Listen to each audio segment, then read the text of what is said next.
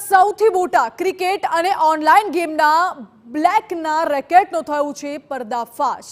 Black money racket પકડાયું છે। CID ક્રાઇમે સટ્ટા king વધુનું છે કે સટ્ટાબાજ ઉપર હવે પોલીસે સકંજો કસ્યો છે અને જાણીતા સટ્ટાબાજને પોલીસે સકંજામાં બાંધમાં લીધા છે।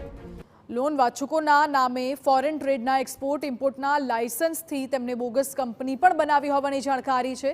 આખું રેકેટ કેવી રીતે ચાલતું હતું તે પણ આપને સમજાવવાનો પ્રયત્ન કરીએ। સૌથી પહેલા તો બેંકમાં ખાતું ખોલાવવા માટે લોકો પાસેથી દસ્તાવેજો મેળવતા અને ત્યારબાદ બેંક ખાતું ખોલ્યા બાદ આરોપીઓ વ્યક્તિને અમુક રકમ આપતા હતા।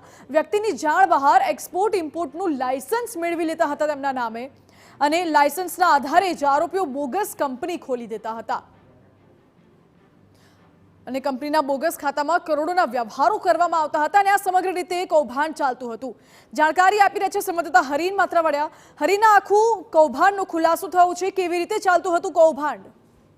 બિલકુલ, જે રીતના કૌભાંડનો જે આખો મામલો સામે આવ્યો હતો ને ત્યારબાદ સીઆઈડી ક્રાઇમે તપાસ સંભાળી હતી, જેમાં સામે આવ્યું છે કે સટ્ટા કિંગ જે અમિત મજીઠિયા છે તેના દ્વારા જે છે વિદેશથી સટ્ટાના રૂપિયા અલગ અલગ બેંક એકાઉન્ટમાં ટ્રાન્સફર કરવામાં આવતા હતા। જે ગરીબ લોકોનું જે બેંક ખાતું છે તે ભાડે રાખવામાં આવતું હતું। સીઆઈડી ક્રાઇમ રાજકોટ છે તેને સમગ્ર તપાસ સોંપવામાં આવી છે ને અમિત મજીઠિયા સહિત 7 લોકો સામે ફરિયાદ પણ નોંધવામાં આવી છે।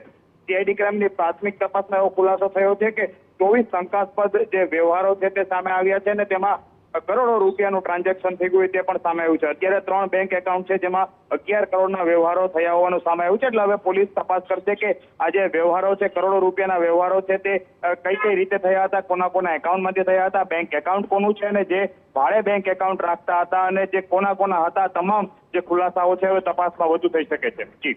જી હરીન, આભાર આપનો। એટલે હાલ તો સીઆઈડી ક્રાઇમ દ્વારા વધુ તપાસ હાથ ધરવામાં આવી છે। અન્ય કોણ સંડોવાયેલું છે, કોના ખાતામાં પૈસા ટ્રાન્સફર થતા હતા, આ તમામ દિશામાં તપાસ તેજ કરી છે।